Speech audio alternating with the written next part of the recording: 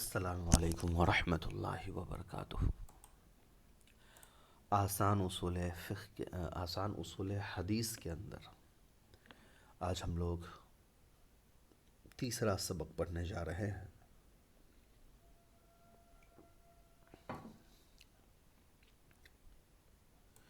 انتہائے سند کے اعتبار سے حدیث کی قسمیں۔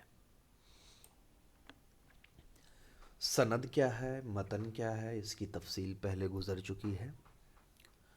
اگر آپ کو ابھی بھی تھوڑا سا بھی ڈاؤٹ ہے، اشکال ہے، تو جیسا کہ ہمیشہ ہر ویڈیو میں یہ بات کہتا ہوں کہ ایک بار پرانا ویڈیو ضرور دیکھ لیجئے نئے ویڈیو کو دیکھنے سے پہلے، تاکہ جو باتیں پہلے سمجھائی جا چکی ہیں اس کو دوبارہ اگر میں یہاں اشارہ کروں تو آپ کو سمجھ میں آ جائے کہ میں کیا کہنا چاہ رہا ہوں۔ تو سند اور متن اس کی تفصیل گزر چکی ہے۔ آج ہم پڑھیں گے انتہائے سند کے اعتبار سے حدیث کی قسمیں۔ حدیث کی الگ الگ اعتبار سے قسم بانٹی گئی ہے۔ جیسے نحو کے اندر بھی جب آپ پڑھتے ہیں تو اسم کی الگ الگ اعتبار سے قسمیں بانٹی جاتی ہے۔ نحو کی اسم کی جنس کے اعتبار سے قسمیں ہوتی ہے، تعداد کے اعتبار سے ہوتی ہے، اعراب کے اعتبار سے ہوتی ہے، عام اور خاص کے اعتبار سے ہوتی ہے۔ تو الگ الگ اعتبار سے اسم کی قسمیں ہوتی ہیں۔ تو ویسے ہی حدیث کی بھی الگ الگ پہلو میں الگ الگ اعتبار سے قسمیں ہوتی ہیں۔ ابھی جو قسم ہم پڑھنے جا رہے ہیں حدیث کی، وہ ہے انتہائے سند، یعنی حدیث پہنچتی کہاں تک ہے۔ جیسے مان لیا جائے کہ 10 لوگوں نے حدیث بیان کی، تو حدیث میں تو سیکوینس الٹا ہوتا ہے، 10 میں سے پھر 9 نے، 9 سے 8 نے، 8 میں سے 7 نے، اور اس طریقے سے وہ پہنچتا ہے رسول اللہ صلی اللہ علیہ وسلم پر۔ تو شروع کیا جائے تو حدیث آپ صلی اللہ علیہ وآلہ وسلم نے فرمایا، وہاں سے صحابہ رضی اللہ عنہم اجمعین نے فرمایا، پھر وہاں سے تابعین رحمہم اللہ نے فرمایا، پھر وہاں سے ان کے شاگردوں نے، پھر وہاں سے ان کے شاگردوں نے، اس طریقے سے وہ پہنچتا ہے۔ تو انتہائے سند میں ہم یہ دیکھتے ہیں کہ اگر مان لیا جائے کہ میں نے حدیث بیان کی تو میں نے کس سے سنا، انہوں نے کس سے سنا، یہ سنتے سنتے وہ آخری درجے میں کہاں تک پہنچتا ہے؟ کیا اللہ کے رسول تک پہنچتا ہے صلی اللہ علیہ وسلم، یا صحابہ تک پہنچتا ہے، یا تابعین تک پہنچتا ہے؟ اس اعتبار سے حدیث کی یہاں ہم تقسیم پڑھنے جا رہے ہیں۔ روایت کس شخص تک پہنچتی ہے؟ حضور صلی اللہ علیہ وسلم تک، صحابہ رضی اللہ عنہم اجمعین تک، یا تابعین رحمہم اللہ تک؟ اس اعتبار سے حدیث کی 3 قسمیں ہیں: مرفوع، موقوف، مقطوع۔ تو حدیث کی 3 قسمیں کی گئیں اس اعتبار سے کہ یہ حدیث کا جو جر ہے وہ کہاں تک پہنچتا ہے۔ پہلا ہے مرفوع۔ مرفوع وہ حدیث ہے جو رسول اللہ صلی اللہ علیہ وآلہ وسلم تک پہنچتی ہو۔ تو مرفوع حدیث، جب بھی کسی حدیث کے بارے میں کہا جائے گا ھذا حدیث مرفوع، تو اس کا مطلب یہ ہوتا ہے کہ یہ حدیث جو آخری راوی ہیں ان سے لے کر کے رسول اللہ صلی اللہ علیہ وسلم تک پہنچتی ہے۔ دوسرا آتا ہے موقوف۔ موقوف وہ ہے جو صحابی تک پہنچتی ہو، اس کو جیسا کہ ذکر ہوا ہے اثر بھی کہتے ہیں۔ دوسری حدیث کی قسم ہے موقوف۔ موقوف کا مطلب ہوتا ہے کہ آخری جو راوی ہیں ان سے وہ حدیث جب پیچھے ہم چلتے جاتے ہیں تو وہ پہنچتی ہے صحابہ تک۔ صحابہ کے بعد یہ آئیڈیا نہیں ہوتا ہے کہ یہ اللہ کے رسول صلی اللہ علیہ وسلم نے کس صحابی کو یہ بات کہی ہے، یا کن صحابی نے اس کو نقل کیا ہے۔ صحابہ تک ہی جا کر کے وہ حدیث رک جاتی ہے، اس کو کہا جاتا ہے حدیث موقوف۔ تیسرا ہوتا ہے حدیث مقطوع۔ مقطوع کا مطلب اس کو کاٹا گیا ہو۔ اچھا، اس کا ترجمہ بھی سمجھ لیجیے۔ رفع سے مرفوع ہے جس کے معنی ہوتا ہے اٹھایا ہوا، وقفہ سے موقوف ہے جس کے معنی ہوتا ہے روکا ہوا، اور قطع سے مقطوع ہے جس کے معنی ہوتا ہے کاٹا ہوا۔ اصطلاح میں کہتے ہیں مقطوع وہ ہے جو تابعی تک پہنچتی ہو، یعنی راوی سے جب پیچھے ہم جاتے ہیں تو تابعین کے پاس جا کر کے وہ حدیث مطلب ختم ہو جاتی ہے۔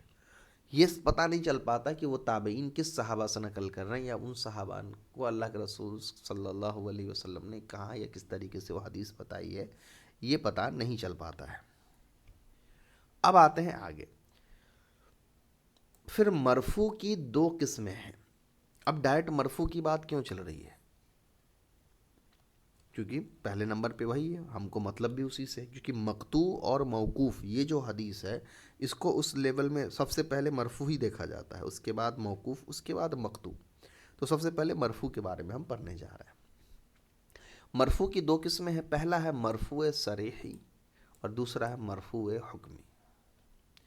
مرفوع صریحی وہ حدیث ہے جس میں صراحتاً رسول اللہ صلی اللہ علیہ وسلم کے قول، فعل یا تقریر کو نقل کیا گیا ہو، جیسے کہا گیا ہو آپ صلی اللہ علیہ وسلم نے یوں فرمایا، آپ نے یہ عمل کیا، آپ کے سامنے یہ کہا گیا، یہ کیا گیا۔ یعنی مرفوع صریحی وہ حدیث ہوتی ہے جس کے اندر جب یہ نقل کیا جاتا ہے تو ظاہر سی بات ہے یہ حدیث تو اللہ کے رسول صلی اللہ علیہ وسلم تک پہنچ رہی ہے، لیکن اس حدیث کے اندر جو راوی ہوتے ہیں، چاہے صحابہ ہوں تابعین ہوں، اصل میں تو صحابہ ہی پہلے بیان کریں گے، تو وہ باقاعدہ اس چیز کو نقل کرتے ہیں کہ اللہ کے رسول نے یہ کہا ہے، یا اللہ کے رسول نے یہ کیا ہے، یا اللہ کے رسول نے یہ کرنے کہا ہے، یا ہم اللہ کے رسول کے سامنے یہ کیا اور اللہ کے رسول نے منع نہیں کیا۔ یعنی جو سارے جو حدیث کی قسمیں، اقوال، افعال، تقریرات، وہ ساری کی ساری چیزیں اس کے اندر آ گئی۔ تو یہ ہو گیا مرفوع صریحی، اور یہ تو بالکل مضبوط ہے، اس میں کوئی دقت بھی نہیں ہے۔ دوسرا آتا ہے مرفوع حکمی۔ مرفوع حکمی کیا ہے؟ یہ وہ ہے جس میں صراحتاً آپ کا قول و فعل ذکر نہ کیا گیا ہو، لیکن قرائن سے معلوم ہو جائے کہ یہ بات آپ صلی اللہ علیہ وسلم سے ثابت ہے۔ یہ تھوڑا سا مشکل اور کمپلیکیٹڈ ہے، جس میں آپ کو دھیان دینا ہے۔ مرفوع حدیث جو ہے وہ دو ہے، ایک تو وہ حدیث ہے جس کے اندر صحابہ باقاعدہ یہ نقل کرتے ہیں کہ یہ بات اللہ کے رسول نے کہی ہے، یا یہ بات اللہ کے رسول نے کیا ہے، یا یہ بات اللہ کے رسول نے ہم کو کرنے کہا ہے، یا ہم اللہ کے رسول کے سامنے یہ بات کیا کرتے تھے۔ اس طرح سے جب نقل کی جاتی ہے تب تو کوئی دقت ہی نہیں ہے۔ لیکن مرفوع حکمی وہ ہوتا ہے جس میں صحابہ یہ نقل نہیں کرتے ہیں کہ اللہ کے رسول نے مجھے کہا ہے، یا ہم نے اللہ کے رسول سے سنا ہے، یا اللہ کے رسول نے یہ کیا ہے، اس طرح کی چیز وہ نقل نہیں کرتے ہیں۔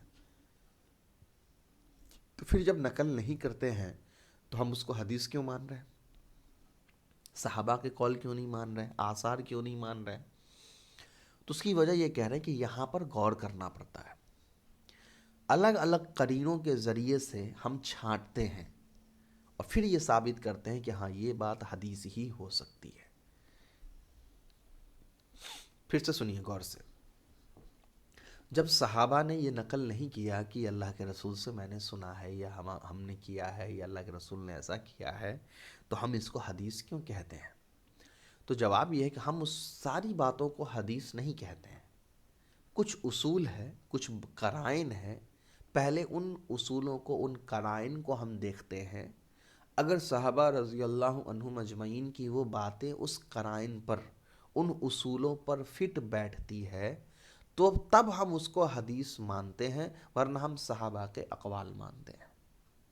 تو اب سوال آئے گا کہ وہ قرائن کیا ہے؟ تو پہلا قرینہ یہ ہے کہ صحابہ کوئی ایسی بات نقل کرے جو اپنے علم سے نہیں کہہ سکتے ہیں۔ مطلب ہے پہلا قرائن یہی ہے نا کہ صحابہ جو صحابی بیان کر رہے ہیں وہ کوئی ایسی بات کہہ رہے ہیں جو ہم کو پتہ ہے کہ یہ اپنی علم کے بنا پر نہیں کہہ سکتے ہیں۔ جیسے مان لیے جنت کے بارے میں بات کر رہے ہیں کہ جنت میں یہ ہوگا، جنت میں ایسا ہوگا، تو ظاہر سی بات ہے صحابہ نے جنت اپنی آنکھوں سے تو نہیں دیکھا ہے، ان کو علم ہوا اللہ کے رسول صلی اللہ علیہ وسلم کے ذریعے سے۔ تو جب وہ جنت کا تفصیل بیان کر رہے ہیں، یا جہنم کی باتیں کہہ رہے ہیں، یا قیامت کی باتیں کہہ رہے ہیں، تو اس کا مطلب ہے کہ وہ یہ باتیں اللہ کے رسول سے سن کر کے ہی اپنے لفظوں میں بیان کر رہے ہیں، نہ کہ یہ کہ وہ اپنی بات کہہ رہے ہیں، چونکہ وہ جنت جہنم کو نہیں دیکھے ہیں، وہ قیامت کو اپنی آنکھوں سے نہیں دیکھا ہے۔ تو اس کا مطلب یہ ہوتا ہے کہ یہ جو انداز ہے یہ اس بات کی دلیل ہے کہ وہ حدیث ہے۔ دوسرا، اب ایک مثال دے رہے ہیں، دیکھیے، جیسے حضرت حسن رضی اللہ عنہ سے مروی ہے، کہتے ہیں ما من مسلم یصلی الصبح، ما من مسلم یصلی الصبح ثم یقعد فی مصلاہ الا کان لہ حجابا من النار، کہ ہر مسلمان جب صبح کی نماز پڑھتا ہے اور اپنے مصلے پر بیٹھا رہتا ہے تو اس کے لیے آگ سے حجاب ہو جاتا ہے، پردہ ہو جاتا ہے۔ اب جنت سے بچنے، جنت میں جانے کا عمل یا جہنم سے بچنے کی فضیلت یا کسی عمل پر کوئی ثواب بدلہ، یہ صحابہ اپنے علم سے نہیں بیان کر سکتے ہیں، یہ یقیناً انہوں نے اللہ کے رسول سے سنا ہوگا تبھی بیان کیا ہوگا، کیونکہ نعوذ باللہ ہم یہ تو صحابہ کے بارے میں گمان نہیں کر سکتے ہیں کہ وہ جنت جہنم کی باتیں، سزا اور جزا کی باتیں صرف اپنے علم کے بنا پر یہ کہیں گے۔ چلیے دوسری بات یہ، دوسری جو قرینہ ہے وہ یہ ہے کہ صحابی کسی ایسی مسئلے میں فتویٰ دے جس میں قیاس و اجتہاد کی گنجائش نہ ہو۔ مثلا حضرت علی رضی اللہ عنہ کا ارشاد ہے لا جمعۃ ولا تشریک الا فی مصر جامع۔ اب کہہ رہے ہیں کہ صحابہ رضی اللہ عنہم کوئی فتویٰ اگر دیتے ہیں، کوئی بات اگر کہہ رہے ہیں، اس بات میں بھی یہ قرینہ موجود ہے کہ یہ بات اپنے اجتہاد یا صرف اپنے ڈیسیزن پر نہیں دی جا سکتی ہے، صرف اپنے فیصلے پر نہیں دی جا سکتی ہے۔ جیسے حضرت علی رضی اللہ عنہ کا ارشاد ہے کہ جمعہ اور عیدین کی نماز جو ہے وہ جامع مسجد کے اندر ہو، تو اب یہ نماز کہاں ہوگی، کیسے ہوگی؟ نماز بھی چونکہ عبادت کے ضد میں آتی ہے، اور عبادات کے جتنے بھی احکام ہیں وہ سب نبی ہی بتاتے ہیں۔ آدمی اپنی مرضی سے تو نماز کی جگہ یا وقت یا رکعت یا الفاظ یا کلمات تو طے نہیں کرتا ہے، پیغمبر جو بتاتے ہیں وہی چیزیں آدمی نقل کرے۔ تو جب صحابہ ایسے مسئلے میں کوئی فتویٰ دے رہے ہوں، کوئی بات کہہ رہے ہوں جو لگ رہا ہے کہ یہ باتیں اپنی مرضی سے وہ بیان نہیں کر سکتے ہیں، اجتہاد یا قیاس اندازہ لگا کر کے بیان نہیں کر سکتے ہیں، تو ان کو بھی حدیث کا ہی حصہ مانا جاتا ہے۔ تیسری بات کہہ رہے ہیں کہ صحابی ماضی کا کوئی ایسا واقعہ بیان کرے جو اسرائیلی روایات سے ماخوذ نہ ہو، یا مستقبل کے بارے میں پیشن گوئی کرے۔ مثلا حضرت ابو ہریرہ رضی اللہ عنہ کا ارشاد ہے والذی انزل الکتاب علی محمد صلی اللہ علیہ وسلم ان اہل الجنۃ لیزدادون جمالا وحسنا کما یزدادون فی الدنیا قباحۃ وحرما۔ اب تیسرا جو پوائنٹ ہے وہ یہ ہے کہ صحابی ماضی کے بارے میں کوئی ایسی بات کہہ رہے ہوں جو اہل کتاب کے پاس موجود نہیں ہے۔ اگر وہ بات موجود ہے تب تو پھر اس میں غور کرنے کی ضرورت ہے، لیکن وہ ماضی کی کوئی ایسی بات، کوئی کسی نیک آدمی کی یا کسی برے آدمی کی بدلہ بتا رہے ہو، یا کسی پیغمبر کا واقعہ بتا رہے ہو، یا کوئی ایسی چیز بتا رہے ہو جس کا تعلق پرانی چیزوں سے ہے، ماضی کے خبروں سے ہے، اور وہ اسرائیلی روایات میں اہل کتاب کے پاس وہ چیز موجود بھی نہیں ہے، تو اس کا مطلب ہوتا ہے کہ وہ اپنی مرضی سے پرانی چیزیں کیسے بتا سکتے ہیں جب وہ اس زمانے میں تھے ہی نہیں۔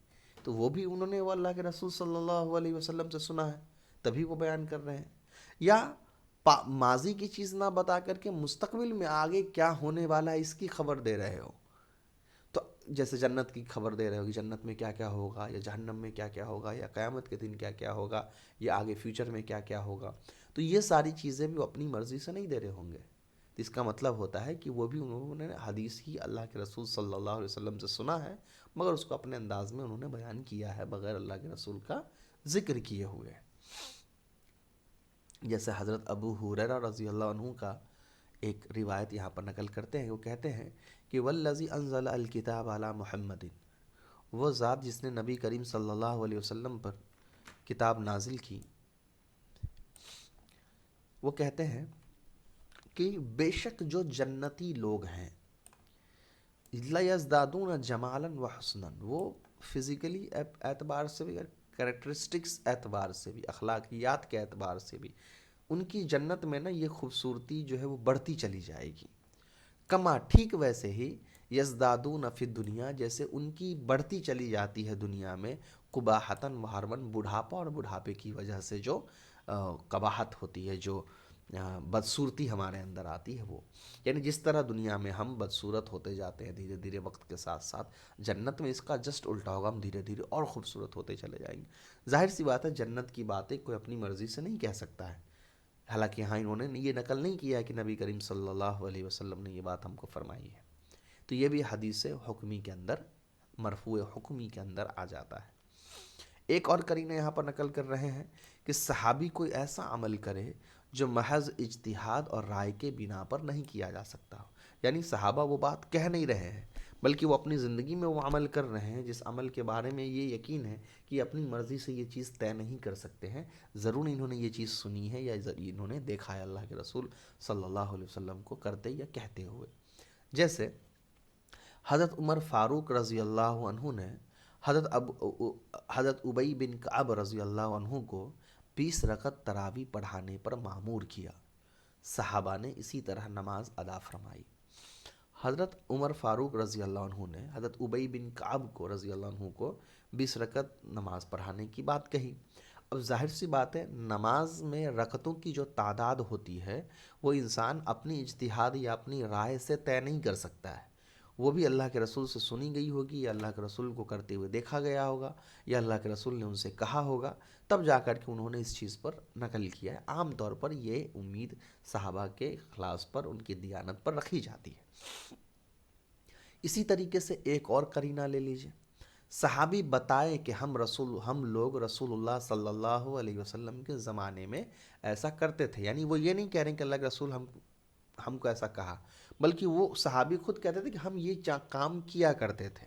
اور صحابہ جب ماضی کی کوئی بات بیان کر رہے ہوتے تھے جس میں اللہ کے رسول صلی اللہ علیہ وسلم کے زمانے کی ذکر ہوتا تھا کہ ہم اللہ کے رسول کے زمانے میں یہ کام کیا کرتے تھے، اور اس کا اگر نفی کا، اس کے انکار کی کوئی حدیث موجود نہیں ہوتی تھی تو وہ حدیث اس بات کو بتانے کے لیے ہوتی تھی کہ یہ عمل جائز تھا اور ہم یہ کرتے تھے۔ جیسے یہاں پر ایک حدیث ہے، کننا نعزل علی احدی رسول اللہ صلی اللہ علیہ وسلم فبلغ ذلك النبی اللہ صلی اللہ علیہ وسلم فلم ینہنا، ہم عزل کیا کرتے تھے رسول اللہ صلی اللہ علیہ وسلم کے زمانے میں، جب رسول اللہ صلی اللہ علیہ وسلم تک یہ بات پہنچی انہوں نے ہم کو اس سے منع نہیں کیا، یعنی عزل روکنے سے نہیں منع کیا۔ عزل ایک عمل ہوتا ہے جس میں آدمی نہیں چاہتا ہے کہ وہ اس کی اہلیہ جو ہے وہ پریگننٹ ہو، تو وہ ایک عمل ہوتا ہے۔ تو کہہ رہے ہیں کہ صحابہ کہتے ہیں کہ ہم یہ کام کیا کرتے تھے پریگننسی سے بچنے کے لیے، اور اللہ کے رسول صلی اللہ علیہ وسلم تک جب یہ خبر پہنچی تو انہوں نے ہم کو منع نہیں فرمایا۔ اسی طرح کی ایک اور حدیث اور بھی موجود ہے اس میں کہ ہم عزل کیا کرتے تھے اور قرآن ہمارے درمیان نازل ہو رہا تھا، تو وہاں بھی وہ اس بات کی دلیل ہوتی تھی کہ قرآن نے چونکہ منع نہیں کیا تو مطلب وہی ہوا۔ تو یہ بات یہاں پر کہہ رہے ہیں کہ ہم مجھے وہ ابھی ایک بات یاد رکھیے گا کہ ہم یہاں فقہ پر بحث نہیں کر رہے ہیں نا، اصول پر بحث کر رہے ہیں، تو ہو سکتا ہے کہ فقہی اعتبار سے اس کے کچھ اور مسئلے آ جائیں تو آپ ایسا نہ سمجھنے لگے کہ میں کوئی اور بات یا کوئی اور رنگ ڈالنے کی کوشش کر رہا ہوں۔ میں صرف یہاں اصول کی بات کر رہا ہوں کہ کن کن چیزوں سے کون سی چیزیں آنکی جاتی ہیں، یہاں صرف بات چل رہی ہے اصولی اعتبار سے کس کا کیا مطلب ہے اور اس سے کیا سمجھا جاتا ہے۔ تو حکم مرفوع حکمی جو ہے اس کا کیا مطلب ہے اور کن کن قرینوں سے وہ چیز دیکھی جاتی ہے، میں صرف وہ ایکسپلین کر رہا ہوں فی الحال ابھی۔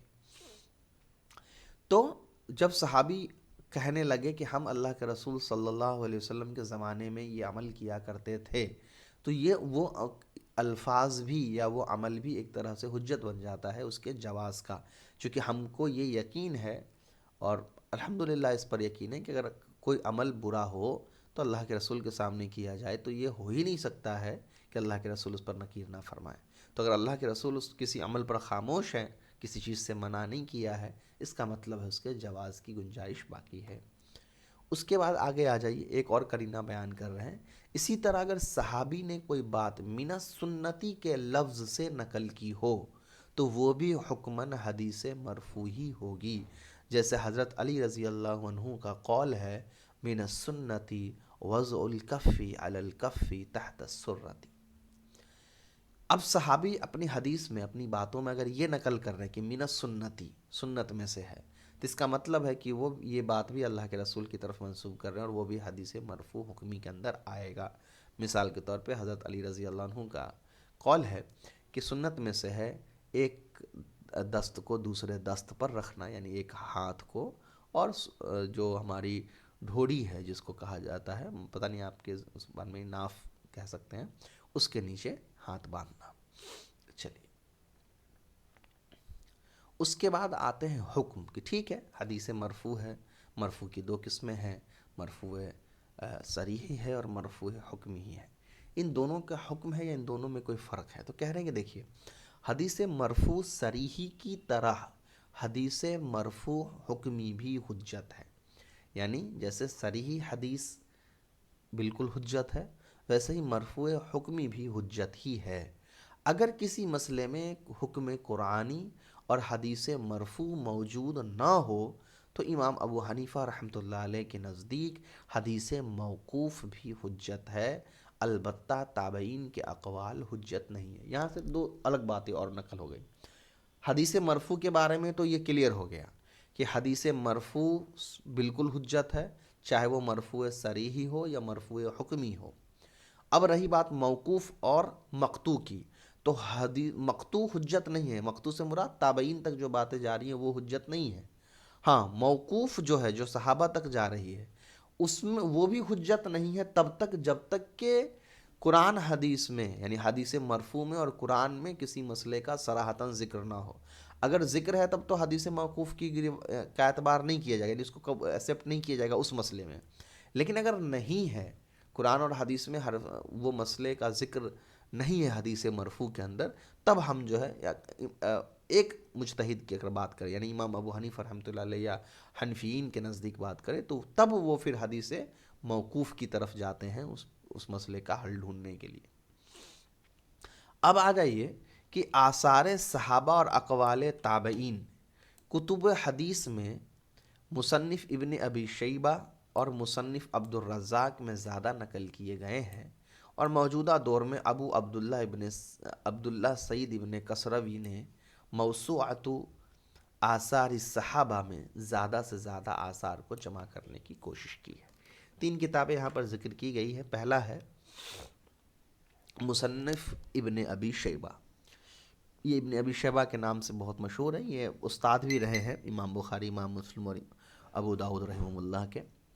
اور امام بخاری، امام مسلم جو ایک پراپر ایک حدیث کی کتاب جمع کی گئی، اس سے پہلے جو حدیث کی جو ایک مضبوط کتاب تھی، جو باب در باب باندھی گئی تھی، نصاب در نصاب باندھی گئی تھی، وہ یہی کتاب تھی۔ اور اس کے بعد مصنف عبد الرزاق بھی، وہ بھی اسی قسم کی کتابیں تھیں۔ اس کے بعد یہ جو تیسری کتاب جس کا ذکر کیا گیا، موسوعۃ آثار الصحابہ، تو موسوعۃ آثار الصحابہ یہ جو کتاب ہے، اس کو آپ اس طرح مان سکتے ہیں کہ فقہ الحدیث کی، یاد رکھیے گا حدیث کی بات نہیں چل رہی ہے، فقہ الحدیث کی یہ انسائکلوپیڈیا آپ کہہ سکتے ہیں۔ انسائکلوپیڈیا کا مطلب ہوتا ہے کہ ایک ایسا مجموعی کتاب ہے جس کے اندر ایک مسئلے کو لے کر کے جتنی حدیثیں ہیں، مرفوع ہے، موقوف ہیں، وہ نقل کی گئی، پرانے زمانے میں جو فتوے ہیں، جو عمل ہے، وہ نقل کی گئی۔ اس کے علاوہ مصنف ابن ابی شیبہ اور مصنف عبد الرزاق کے اندر جو باتیں نقل کی گئیں، جو فتوے نقل کیے گئے ہیں، جو حدیثیں نقل کی ہیں، وہ ساری کی ساری یہاں موجود ہیں۔